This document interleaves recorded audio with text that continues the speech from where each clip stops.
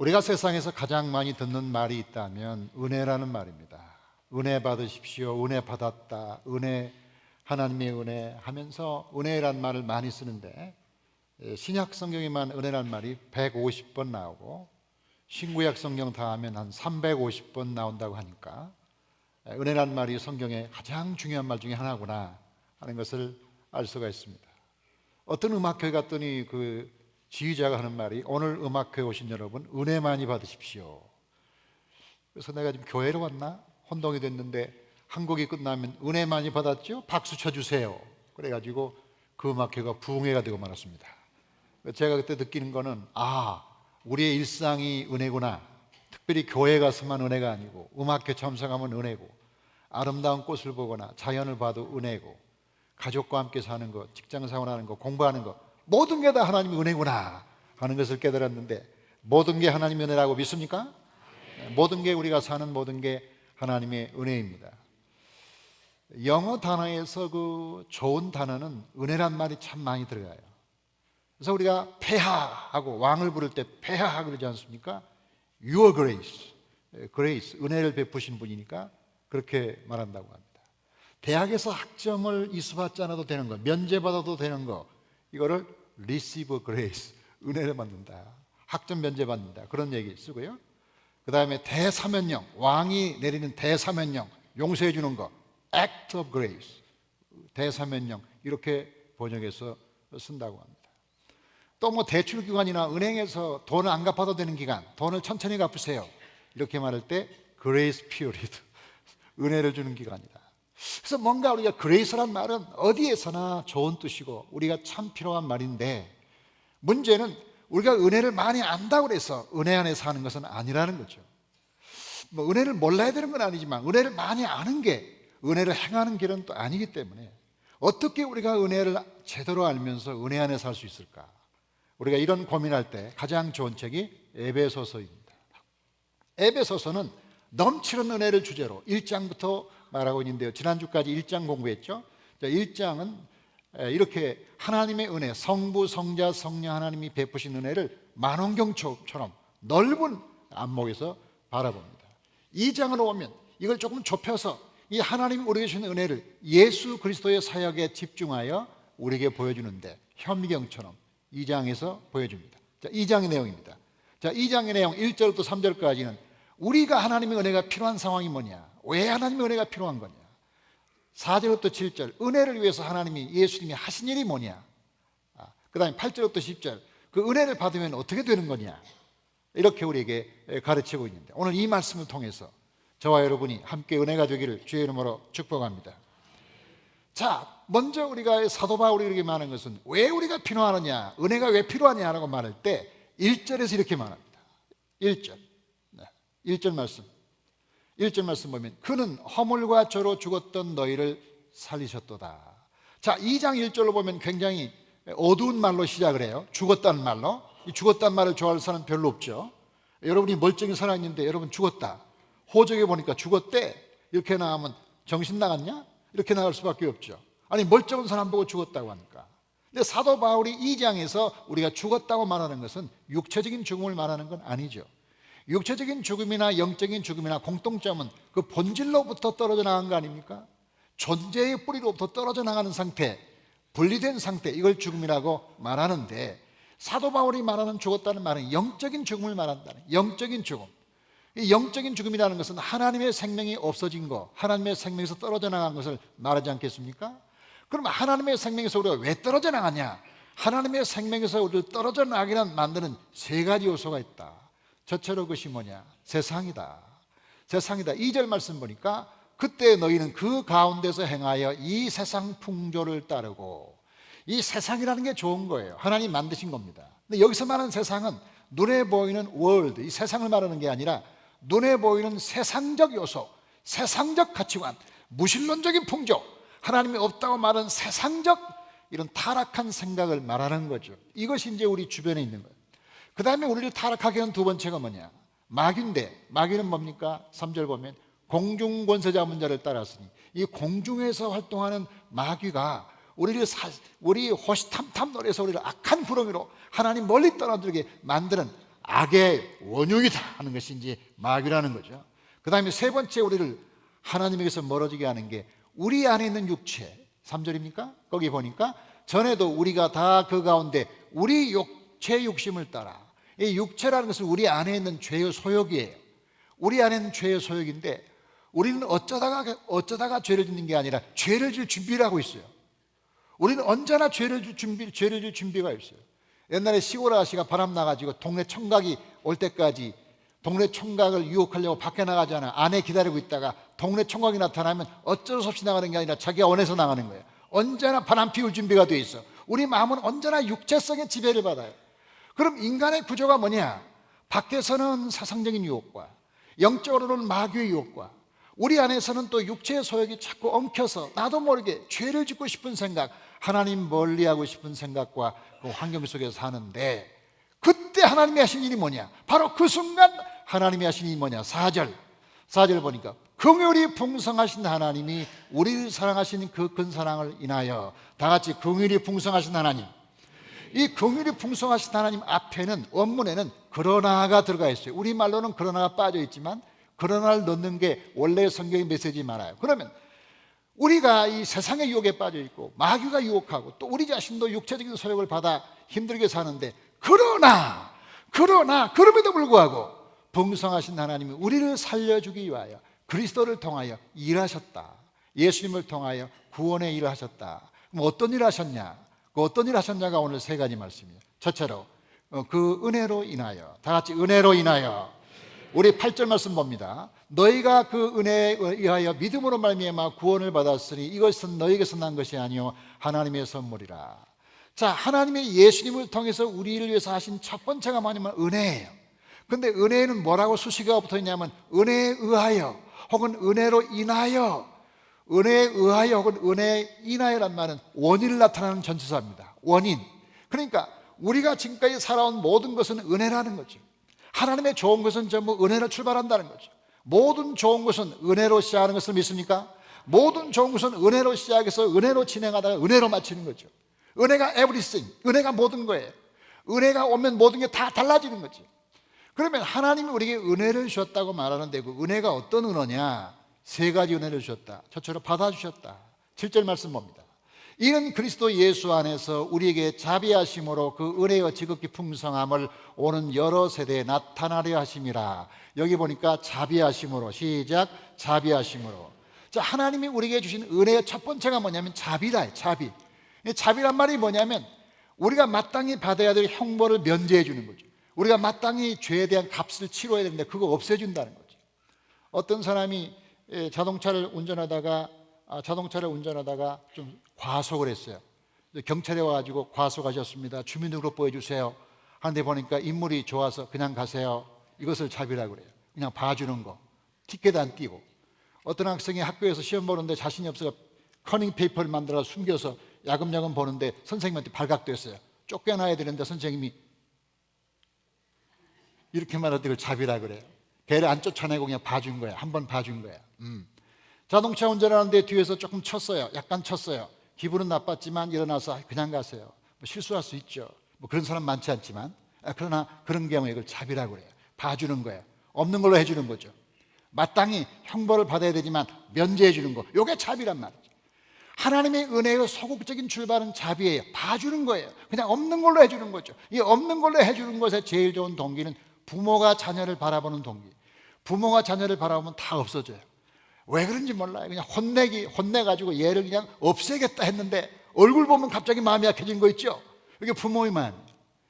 영화에 질긴 잡초라는 영화가 있는데 오래전의 영화인데 그 알래스카에 있는 창녀의 얘기예요. 좀 불행한 여자의 얘기인데 이 여자가 불황아가 되고 창녀가 되고 그래가지고 인생을 피폐한 대로 황폐돼가지고 술을 먹고 얼음 조각에 쓰러져 있는데 그 두 주인공 부부가 지나가다가 보니까 여자가 아는 사람이야. 남편이 물어봐요. 이 여자 누구지? 아유 불황아예요. 근데 왜 이렇게 됐지? 과거에 알래스카의 그 창녀였어요. 아 그래? 그러면 과거에는 뭐 숙녀였겠죠. 더 과거에는 어느 집에 딸이었겠죠. 사랑받는 딸이었겠죠. 그러니까 사랑받는 딸이라는 말 듣고 그 남편이 데려갑시다 해서 그 여자를 데리고 가가지고 치료해 주는 얘기가 나오는데 자, 이 여자가 불황자일 수 있고 깡패일 수 있고 뭐 빚진 자일 수 있고 전과자일 수 있고 나쁜 사람일 수 있고 도둑놈일 수 있고 창녀일 수 있지만 그것은 성장한 다음에 얻은 얘기다.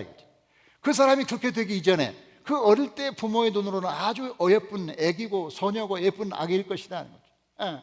그러니까 그 사람을 지금의 모습으로 막된 모습으로 보는 게 아니라 그 사람이 어릴 때 부모의 눈으로 보면 어떤 사람도 불쌍하지 않은 사람이 없다. 그래서 어릴 때 불쌍한 마음으로 보는 마음, 이게 자비라는 거예요. 이 자비의 마음으로 사람 보면 전부 애기처럼 보이고 부모의 마음으로 보니까 뭐 큰 문제가 없지 않느냐 하는 거예요. 우리가 사람들을 대할 때 지금의 모습으로 보잖아요. 저 사람 문제가 많아, 깡패야, 혹은 뭐 문제가 많아, 빚쟁이야, 뭐 말을 함부로 해, 거짓말쟁이, 별 얘기를 다 하지만 그 사람의 지금의 모습이 그 사람의 전부일까요? 그럴까요? 우리가 그렇게 판단하면 될까요? 예수님이 요한복음 8장에서 현장에서 가늠한 여인을 판단할 때 죄가 없다고 말했나요? 분명히 죄를 졌죠. 그러나 예수님이 가늠한 여인을 볼 때 그 어릴 때의 모습, 부모의 모습으로 본 게 아닐까? 그렇게 본다면 문제가 좀 적어지지 않을까? 그런 생각하는 거죠. 예수님께서 저와 여러분은 하나님이 창조한 원래의 모습으로, 오리지널 디자인, 원래의 디자인의 모습으로 여러분을 봤을 때 지금 문제가 많지만 그래도 괜찮아, 내가 아름답게 창조했거든. 그게 자비예요. 하나님의 자비가 여러분에게 임한 줄로 믿습니다. 두 번째로 예수님이 하시는 건 살려주셨다는 거죠. 자비를 베풀 뿐만 아니라 살려주셨는데 성경 봅시다. 허물로 죽은 우리를 그리스도와 함께 살리셨고, 다 같이 살리셨고. 자, 우리가 자비를 베풀어서 용서할 수 있지만 살리신 것은 다른 문제예요. 제가 교통사고를 당했는데 언젠가 차를 가다 보니까 뒤에서 저를 딱 치는 거예요. 뒤에서 저를 치는 사고는 저에게 거의 기적이에요. 왜냐하면 대부분 제가 치는데 걔가 쳤기 때문에. 그래서 나가보니까 반바가 많이 부서졌는데 보니까 어린아이가 운전하고 있더라고요. 뭐 20살도 못 돼 보여요. 그 애가 운전하고 있어서 좀 안 돼서 앞으로 조심하라고. 그리고 한 대 보니까 이게 막 피가 나는 거예요. 걔가. 아니 가해자가 피가 나, 나는 가만히 있는데. 그래가지고 내가 어떻게 할까 하다가 걔를 그냥 둘 수가 없어서 데리고 병원에 가서 좀 치료해주고 약도 발라주고 수혈도 좀 할 필요 있으면 하라고 그러고, 보니까 갈비도 다쳤더라고요. 그래가지고 고쳐줬는데 제가 이런 사람입니다. 저도 가끔 좋은 일을 합니다. 뭐 가끔 나쁜 일도 하죠. 그러나 좋은 일을 하는 게 조금 더 많은 것 같아. 조금 더 많은 것 같아. 그리고서 내가 그 장면을 떠올려 보니까 나도 모르게 은혜를 행했네. 자, 뭡니까? 그 아이가 지금 사고 저지른 걸 내가 죄를 묻지 않았어요. 자비를 베푼 거예요. 그 다음에 자비를 아무리 베풀어도 피를 막을 수는 없어요. 아무리 걔를 봐줘도 피가 난 걸 막을 수는 없다 이 말이야. 그럼 걔를 병원에 데려가서 수혈을 시켜가지고 걔를 살려내잖아요. 그러니까 우리가 사람을 자비를 베푸는 것과 은혜를 베푸는 건 달라요. 예수님이 십자가상에서 강도들을 향해서 주여 저들의 죄를 용서해달라고 기도했지만 그 기도만 하고 내려왔다면 구원은 이루어지지 않아요. 그분이 기도할 뿐만 아니라 피와 물을 흘렸잖아요. 피와 물을 흘려서 그 사람들에게 주었잖아요. 생명을 줘야 살아난다는 거예요. 용서만이 전부가 아니라 용서는 시작일 뿐이라는 거죠. 용서하면 덮어졌지만 그 사람 자체가 달라진 건 아니라는 말이죠.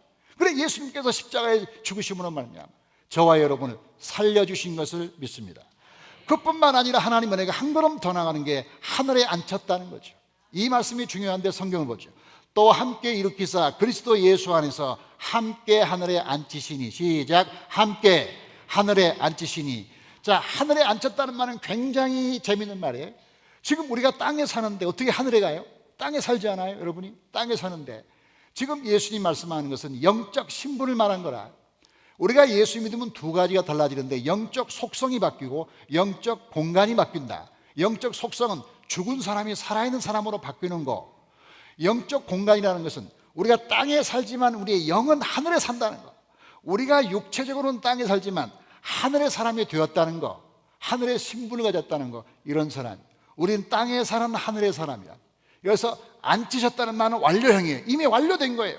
우리가 예수 믿고 살아났으면 바로 하늘로 올라가서 거기에 앉아있는 거지. 우리 영이 그렇다는 말입니다. 그러면 이 앉아있다는 공간의 변화는 뭐냐? 단지 공간의 변화가 아니라 신분과 소속과 그 다음에 보호에 대한 얘기라는 거죠. 몇 년 전에 우리 압록강이가 두만강에서 두 사람의 미국 사람이 북한 사람에게 피납되었습니다. 여러분, 압록강에는 두만강에 갈 때는 조심해야 됩니다. 거기는 함부로 가야 되는 게 아니고 기도를 세게 하고 가야 됩니다. 그런데 이 한 사람은 중국계 미국인이고 한 사람은 한국계 미국인인데 다 아시안이고 황인종이었습니다. 이 사람들이 뭘 잘못했는지 모르겠지만 북한에 끌려가서 오랫동안 고생을 했는데, 당시에도 북한과 미국의 핵 문제 때문에 긴장하고 있었기 때문에 이 사람들을 별로 이렇게 잘 풀어줄 것 같지가 않았습니다. 그런데 결과적으로 보니까, 나중에 보니까 이 클린턴 대통령이 전용기를 몰고 가서 그 두 사람을 데려왔더라고. 데려왔어요. 그 데려올 때 보니까 그 피부색이 전부 미국 사람 같지가 않아요. 전부 중국 사람, 한국 사람이에요. 피부색이 달라도 미국 사람이면 미국 대통령이 책임지는 줄로 믿습니다. 피부색과 상관없는 거야. 국적과 관계 있는 거지. 피부색과 상관없어요. 그 사람들이 블랙, 흑인이라 하더라도 미국 사람이 책임지는 거죠. 그러면 우리가 지금 땅에 사는 사람이지만 하늘에 속해 있다, 하늘에 속해 있다, 하늘에 앉혀 있다, 하늘에 앉아 있다, 하늘의 시민이다. 그렇다면 하늘의 주인이신 하나님이 책임지실 줄로 믿습니다. 우리의 피부색과 상관없이, 우리가 지은 죄와 상관없이, 우리의 성질과 우리의 취미와 우리의 기질과 상관없이, 아무 상관없이 우리가 하나님의 자녀라는 그 이유 때문에, 그 하나 때문에, 하늘에 속한 신분을 가졌다는 그 이유 때문에 그분이 전용기를 가지고 저와 여러분을 보호하실 줄로 믿습니다. 그래, 하나님이 예수님을 통하여 이러한 은혜를 베풀었는데 그 은혜를 우리가 다 받은 거예요. 그런데 이 모든 은혜를 말한 다음에 두 번째로 사도 바울이 믿음에 대해서 말한다.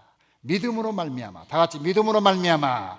우리 8절을 보겠습니다. 8절을 보면 너희는 그 은혜에 의하여 믿음으로 말미암아 구원을 받았으니 이것은 너희에게서 난 것이 아니요 하나님의 선물이라. 자, 사도 바울은 왜 은혜를 말한 다음에 믿음을 말할까요? 믿음이 왜 중요합니까? 왜 중요합니까? 우리가 그 믿음을 말할 때 믿음이 중요한 것은 은혜의 통로가 된다는 거죠. 믿음으로 말미암아 할 때 말미암아란 말은 통로예요. 수단이에요. 수단. 은혜로 인하여 이것이 이유와 원인을 말한다면 믿음으로 말미암아 이것은 수단을 말하는데, 하나님의 은혜가 어떻게 우리 속에 임하냐, 하나님이 베푸신 우리를 받아주시고 그 다음에 우리를 살려주시고 하늘에 앉히신 하나님의 은혜를 우리가 어떻게 수용할 수 있느냐, 어떻게 우리화할 수 있느냐 할 때 믿음의 방법이 그렇게 가능하게 한다는 거죠. 시골에 가면 저수지 있잖아요. 저수지에 물이 많아요. 그 저수지의 물들을 우리의 논으로 끌어올 때 그냥 끌어오는 방법은 없어요. 도랑을 통해서 오지. 그럼 도랑으로 물이 졸졸졸졸 흘러가지고 우리 논으로 들어가는 거죠. 도랑이 클수록 물이 많이 들어와요. 도랑이 튼튼할수록 물이 밖으로 안 새요. 제대로 들어와요. 그 다음에 저수지에 문을 많이 열수록 물이 많이 내려와요. 그렇죠. 그래서 그 물이 도랑을 통해서 이렇게 해서 우리 논으로 들어오지 않습니까? 이것은 하나님의 은혜의 저수지가 우리 속으로 들어오는 통로가 뭐냐? 믿음이라는 거죠. 믿음은 저수지에서 우리에게 인도하는 거룩한 도랑이고 영적 파이프라인이라는 거예요. 중동에 가면 기름이 많이 나와요. 기름이 펑펑펑 나와요. 기름이 아무리 많이 나와도 송수관을 떼서 기름이 쫙 공장으로 가거나 가정으로 가야 사용되잖아요. 그렇죠. 기름이 거기서 나면 무슨 소용이에요? 기름이 날 때 기름을 끌어오는 파이프가 있어야 할 거 아닙니까? 그렇죠. 그것이 있어야지 정제도 하고 만들죠. 그렇죠. 그래서 이 기름 파이프를 우리가 믿음이라고 그런다. 그러니까 하나님이 우리에게 은혜를 주실 때 그 은혜를 우리가 받는 방법, 하나님의 은혜가 우리 속에 들어오는 방법이 그게 뭐냐? 그 믿음이란 거죠. 믿음. 그런데 우리가 믿음에 대해서 생각할 때 가끔 오해하는 게 있어요. 이런 오해를 합니다. 은혜는 하나님이 주시는 거고 믿음은 우리가 하는 거구나. 하나님이 은혜 주시면 우리는 믿음을 갖는 거구나. 믿음과 은혜를 분리해서 생각하는 경우가 많다. 하나님의 일, 내 일. 이것은 논리적이긴 하지만 사실은 아니라는 거죠. 그럼 믿음과 은혜는 어떤 관계가 있냐? 이렇게 도표를 보겠습니다. 자, 2000년 교회 역사에 신학자들이 말한 겁니다. 좀 어렵습니다. 어려운데 우리에게 은혜가 임하는 방법은 뭐냐면 우리가 은혜를 원했거나 우리가 은혜가 필요하기 때문이 아니라 하나님이 선제적으로, 하나님이 먼저, 하나님이 다 알아봐 주시고 우리가 선제적인 은총을 베푼다. 미리미리 은혜를 주신다. Previous grace. 하나님 미리 은혜를 주신다. 이게 선제적 은총이라고 요한 웨슬리가 말한 겁니다.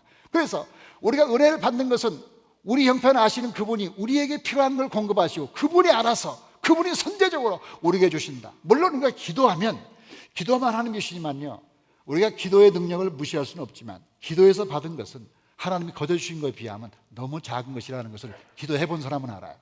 우리가 기도한 대로 얼마나 많이 받겠어요? 그렇잖아요. 인정합니까? 우리가 기도한 대로 우주를 다 받겠어요? 이 역사를 다 바꾸겠어요? 아니잖아요. 우리가 기도하면 우리 아들 대학 들어가고 우리가 기도하면 사업이 잘 되는 거, 그것 좀 영향을 받을 수 있으나 하나님이 주시는 은혜에 비하면 우리의 기도는 너무 작은 거죠. 중요한 건 하나님의 선제적 은총이라는 거죠. 하나님이 먼저 창세전에 기쁘신 뜻대로 우리를 위하여 먼저 예비하시고 그 은혜를 주신 줄로 믿습니다. 그럼 하나님이 은혜를 주셔서 예수님을 통해서 은혜 받고 성령님을 통해서 은혜를 받아요. 그러면 은혜를 받으면 우리가 반응을 해야 되는데, 그 하나님 은혜에 대한 뭔가 반응을 보여야 되는데, 반응도 하나님의 은혜라는 거죠. 반응도 하나님의 은혜야. 우리는 반응은 우리가 할 일이라고 생각하는데 그건 상당히 교만한 일이라. 우리가 신앙생활을 보면 하나님의 은혜에 대해서 반응을 보여요. 헌금을 한다든지 예배 생활을 한다든지 기도하는 것도 하나님의 은혜를 주셔야만 되는 건데, 그 은혜가 뭐냐? 은혜를 주입한다 그래. 은혜를 주입시켜. 이게 말하면 기름을 부어주는 거예요. 기름을. 옛날에 시골에서 그 호롱으로 등장 킬 때 있잖아요. 호롱불에다가 석유를 자꾸 부어줘야 불이 켜지지. 석유가 없는데 불이 나와요? 안 돼요. 그렇죠. 그러니까 주입한다는 것은 하나님 계속 부어주는데, 와, 이 하나님이 하신 일이 참 많아요. 하나님 정말 부지런해. 우리가 지금 열심히 해가지고 예수 믿는 게 아니라 전적으로 하나님의 은혜임을 믿습니다.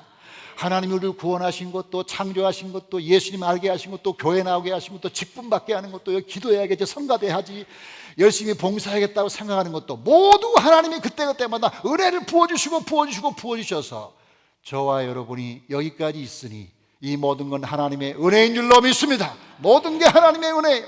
이걸 다른 말로 말하면 1차 은혜와 2차 은혜라고 말하는 사람이 있어요. 1차 은혜, 하나님 우선 우리를 사랑했어요. 그러면 사랑받는 자라 우리가 살아가요. 2차 은혜예요.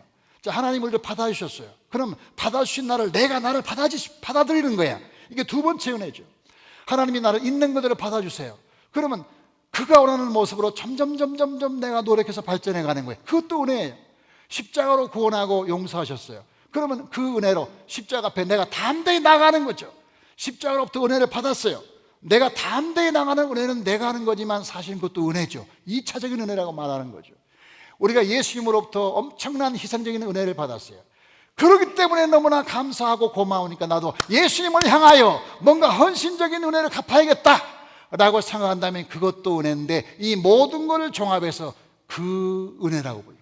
다 같이 그 은혜. 이것을 굳이 나누면 1차적인 은혜는 은혜, 2차적인 은혜는 믿음이라고 할 수 있지만, 은혜든 믿음이든 전부 다 하나님이 주신 것이기 때문에 이 에베소 표현에 하면 그 은혜로 말미암아. 다 같이 그 은혜. 여러분, 다른 은혜가 아니에요. 다른 은혜가 아니라 하나님이 주신 그 은혜를 말해요. 그 은혜. 하나님이 주신 그 은혜가 모든 것인 줄로 믿습니까? 모든 것이 하나님의 은혜로 온 거예요. 자, 그러면 중요한 게 뭐냐? 하나님이 이렇게 우리가 은혜를 주시고 믿음을 주시고 했는데 왜 주셨느냐? 왜 그 목적이 뭐냐? 라고 말할 때 이겁니다. 선한 일을 위하여. 우리 10절 보겠습니다. 시작. 우리는 그가 만드신 바라 그리스도 예수 안에서 선한 일을 위하여 지으심을 받은 자니 이 일은 하나님이 전에 예비하사 우리로 그 가운데서 행하게 하려 하심이라. 다 같이 선한 일을 위하여. 그 위한다는 이 말은 목적을 의미하는 거죠. 목적. 그러니까 은혜로 인하여 그것은 원인을 말하고, 믿음으로 말미암아는 수단을 말하고, 그 다음에 선한 일을 위하여는 목적인데, 그 목적이 뭐냐? 왜 하나님이 우리를 구원했냐 문제. 왜 하나님이 우리에게 은혜를 주시느냐, 은혜 주신 목적이 뭐냐 하는 거죠. 그 목적은 다른 게 아니라 우리가 선하기 때문에 하나님이 구원하신 것이 아니라 선하게 되라고, 우리가 거룩하고 흠이 없기 때문에 하나님이 우리를 하나님 자녀로 삼으신 게 아니라 거룩하고 흠이 없게 하려고, 다 같이 하려고, 선한 사람 되라고 하나님 만들었다. 목적이래. 목적. 이유가 아니라 목적이라는 거예요. 이유가 아니라. 올해가 우리 종교개혁 500주년 아닙니까? 1517년에 마틴 루터가 비텐베르그 성당에 95개정을 써붙이고 카톨릭과 전쟁을 선포했지 않습니까? 그 후에 500년, 이게 2017년이니까 올해가 500주년이라는 말이에요. 그 500주년을 맞는 이때에 루터의 말이 가끔 오해가 되고 있다. 마틴 루터의 제일 중요한 말이 오직 믿음으로 아닙니까? 다 같이 오직 믿음으로. 근데 오직 믿음이라는 이 말이 가끔 오해가 되고 있다. 어떤 오해? 믿음이면 되는구나. 대충 살면 되는가? 그러면 믿음만 있으면 되네. 선행이라는 것은 율법인가 봐. 선행은 좋아하지 않는가 봐, 하나님이. 아니, 믿음이면 되는가 봐 하고 믿음만 얘기하다 보니까 오늘 한국교회 이렇게 된 거예요. 지금 한국교회에 혹시 잘못된 부분이 있다면 그 신학적인 원인이 뭔가 다른 게 아니라 루터에 대한 오해 때문에 왔다고 봐요. 근데 루터가 뭐라고 말했냐? 오직 은혜라, 오직 믿음이라고 말할 때 그러면 선행이 필요 없다고 말했냐? 우리가 사는 것은 대충 살라고 말했던 건가? 절대 그렇지 않죠. 이렇게 말했죠. 자, 루터의 말로 돌아가 봤어요. 그 다음에 보면 루터가 뭐라, 믿음은 은혜의 자녀요 또한 선행의 어머니다. 같이 읽어봐요. 시작. 믿음은 은혜의 자녀요 또한 선행의 어머니다. 자, 이 3대가 있는 거예요. 3대. 한 가문에 3대가 있는데 제일 할머니가 누구냐면 은혜예요. 은혜 할머니.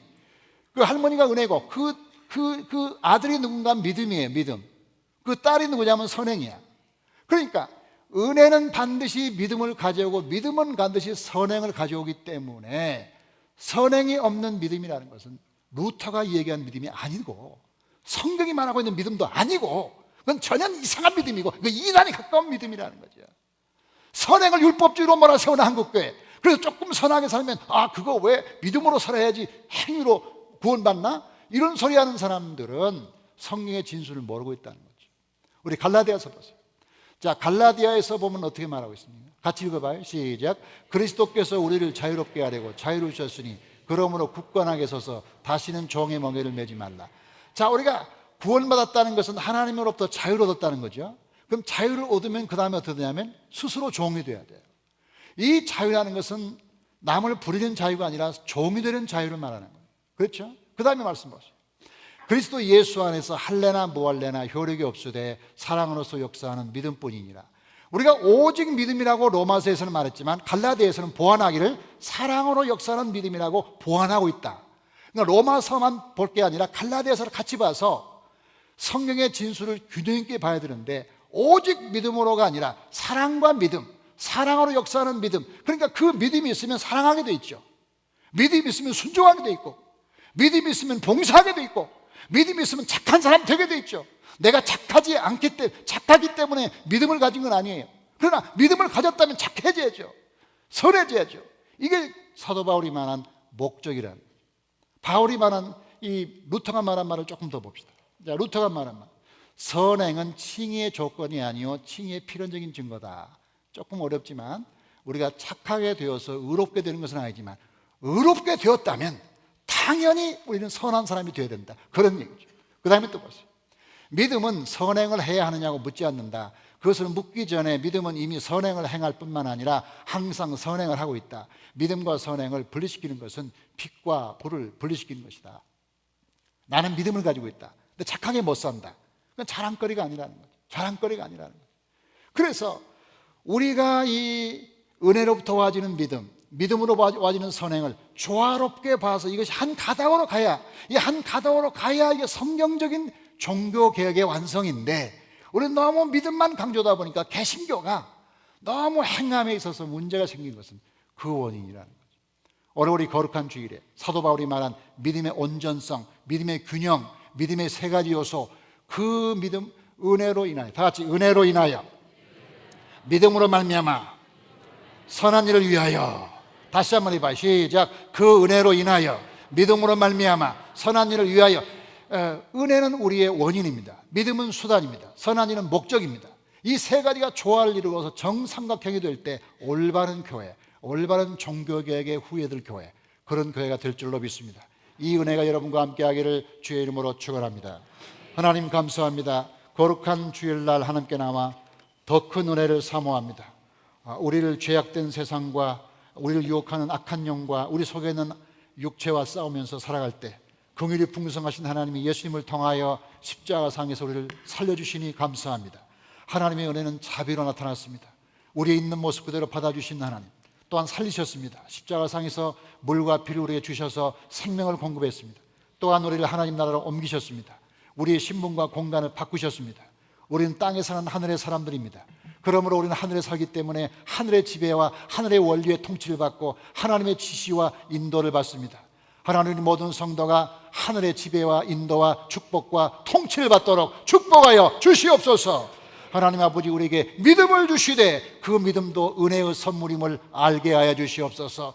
하나님이 계속해서 은혜를 부어주셔야 우리에게 믿음이 생기오니 믿음 지상주의에 빠지지 말게 하시고 은혜가 믿음을 가져옴을 믿게 하여 주시옵소서.